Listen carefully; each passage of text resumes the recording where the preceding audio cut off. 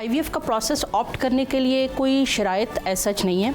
आप कपल की शादी हुई, अब किस एज में शादी हुई ये इंपॉर्टेंट है, क्योंकि female by default start producing the most beautiful eggs from the age of 15 till 35। अगर तो आप इस विंडो के अंदर अभी हैं और आप 25 के हैं तो आप 5 साल भी वेट कर सकते हैं। लेकिन जैसा कि अब आपको पता है हमारी सोसाइटी के अंदर जो शादियों का ट्रेंड एज है वो अब due to career, due to all that reasons, शादियों का जो एज है अब वो आगे चला गया। बिल्कुल, लोग लेट शादियां कर रहे हैं।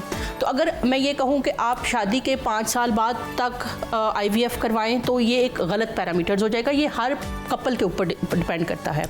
यंग कपल्स हैं वो अगर हमारे पास आते हैं तो हम उनकी फर्टिलिटी असेसमेंट करते हैं। सबसे पहले इंपॉर्टेंट ये फर्टिलिटी असेसमेंट। अगर आपकी फर्टिलिटी असेसमेंट हमें ये बताती है कि ये पेशेंट अभी वेट कर सकता है तो हम उसे वेट करवाते हैं। लेकिन आईवीएफ अगर आपकी एज ज़्यादा है, आपका किसी वजह से ओवरीज फेल हो रही हैं, स्पर्म पैरामीटर्स ऐसे हैं, ट्यूब्स ब्लॉक हो गई हैं, तो उसमें वेट करने का फ़ायदा हमें पता लग जाता है कि इसमें वेट करने का कोई फ़ायदा नहीं, तो हम स्ट्रेट अवे पेशेंट को बता देते हैं। अब सब फर्टिलिटी बेसिकली इसकी भी बहुत सारी कॉजेज़ हैं। अब उन कॉजेज़ के ऊपर कुछ पेशेंट्स होते हैं जो शादी के साल बाद ही आते हैं और हम उनके देखते हैं कि एग्स नहीं रहे, कम रह गए हैं, तो हम उनको बताते हैं कि you have to freeze your fertility, आप अपना आईवीएफ करा के बैंक पर आएँ, अदरवाइज आपके एग्स वेस्ट हो जाएंगे।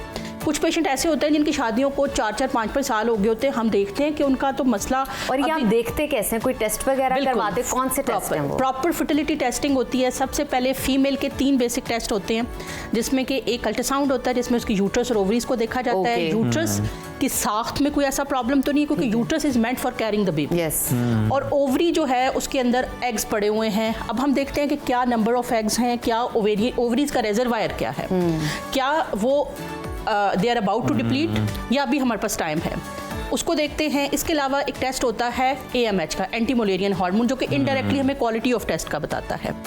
फीमेल की ट्यूब्स जहाँ पे अंडे और स्पर्म ने यकजान होता है, एम्ब्रियो बना है, क्या वो खुली हैं, वो काम कर रही हैं।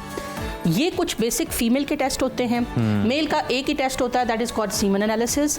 उसके अंदर नंबर स्पर्म्स का पूरा है, क्या नंबर जो साख्त के हिसाब से होने चाहिए जैसे वैसे हैं, क्या एक्टिव स्पर्म है, डेड तो नहीं है सारे, ये एक ही टेस्ट के अंदर पता चल जाता है।